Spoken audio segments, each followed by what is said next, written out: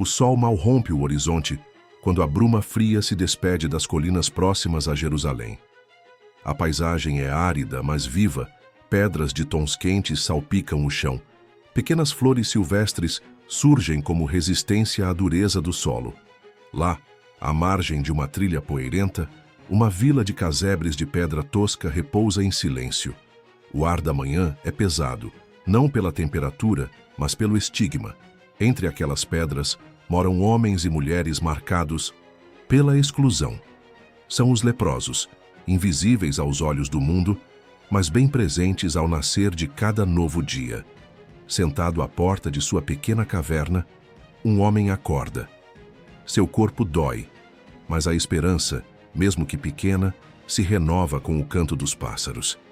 Ele se alonga, sente o frio matinal nas feridas expostas, respira fundo e observa o céu, desejando talvez, como todos os outros, não apenas cura, mas pertencimento. Quando ouvimos falar em leprosos da antiguidade, a imagem é quase sempre aterrorizante. Figuras cobertas por trapos, rostos deformados, afastados como se fossem mortos-vivos, incapazes de pensar, criar ou amar. Mas essa ideia não é totalmente justa ou verdadeira. Na realidade, apesar do isolamento brutal e da dor física, muitos leprosos não perdiam sua humanidade.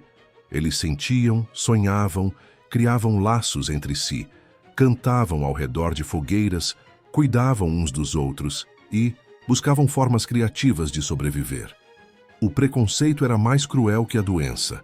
A lepra era vista como castigo divino, tornando cada pequeno gesto de afeto ou solidariedade uma verdadeira rebeldia contra a desesperança. Estamos na Judéia do século I, em plena dominação romana. Era um tempo de grande tensão social, marcado pela miséria, pela religião e pela busca de sentido em meio à dureza cotidiana. A lepra, termo usado para uma variedade de doenças de pele, era temida e incompreendida. As leis mosaicas registradas em livros como Levítico determinavam: o leproso deverá viver fora do acampamento, deverá anunciar sua impureza e manter distância dos outros. Com isso, pequenas colônias de leprosos surgiram às margens das cidades, espaços de exclusão, mas também de resistência, solidariedade e, por vezes, até de esperança. O dia começa cedo. Após acordar, cada leproso verifica suas feridas procurando sinais de piora. O cuidado com o corpo é quase um ritual, não pela vaidade, mas pela necessidade de manter a vida. A higiene era limitada. Usam panos limpos embebidos em água ou azeite, retirados de fontes próximas quando possível. Alguns aproveitam o orvalho matinal para lavar as mãos e o rosto, num gesto que mistura necessidade física e simbólica de purificação. Antes de sair do abrigo, é obrigatório envolver-se em mantos ou panos cobrindo ao máximo as lesões. Um pedaço de pano, como uma pequena máscara, cobre a boca, seguindo as orientações antigas para evitar contaminar o ar. Pouco depois, grupos de 2 ou 3 se dirigem discretos até estradas próximas. Não podem se aproximar das cidades, mas às vezes deixam-se ver à distância, esperando que algum viajante ou camponês lance de longe um pedaço de pão ou restos de alimento. Trazem consigo pequenos sinos ou chocalhos amarrados à roupa, não para pedir esmola, mas para alertar os saudáveis de sua presença, cumprindo a lei, protegendo-se e, ao mesmo tempo, tornando-se ainda mais visíveis em sua exclusão. Na volta, a tarde é de convívio. Os leprosos se reúnem para compartilhar o pouco que conseguiram. Contam histórias, lembram de tempos melhores, trocam conselhos sobre cuidados com as feridas, apoiam-se nos momentos de desespero. Muitos se apegam à fé, rezando juntos, entoando salmos, relembrando as palavras dos profetas ou, mais tarde, as histórias sobre aquele rabino nazareno que dizia não ter medo de tocar os impuros. Alguns confeccionam pequenos objetos de madeira, cestos de palha, talhas de argila. Vendê-los não é possível, mas o ato de criar, de transformar o pouco que tem em algo bonito, é uma forma de resgatar a dignidade roubada pela exclusão. Ao anoitecer, a vila dos leprosos, se acalma. Alguns se recolhem em oração, outros contemplam o céu estrelado, buscando no infinito alguma resposta. O medo da morte ronda, assim como o desejo de cura e aceitação. Muitos sonham em reencontrar suas famílias, em poder, um dia, retornar ao convívio social.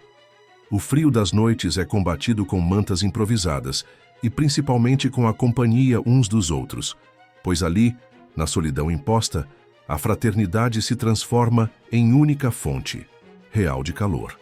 O que sabemos hoje sobre as colônias de leprosos vem de uma combinação de relatos bíblicos, estudos arqueológicos e etnográficos. Escavações realizadas em áreas próximas a Jerusalém identificaram restos de pequenas aldeias onde viviam grupos isolados. Simples abrigos de pedra, ferramentas rudimentares e vestígios de alimentação básica, como sementes de cereais e ossos de aves. Pesquisadores encontraram manuscritos antigos, descrevendo práticas de higiene entre leprosos, como o uso de óleo e água para a limpeza das feridas.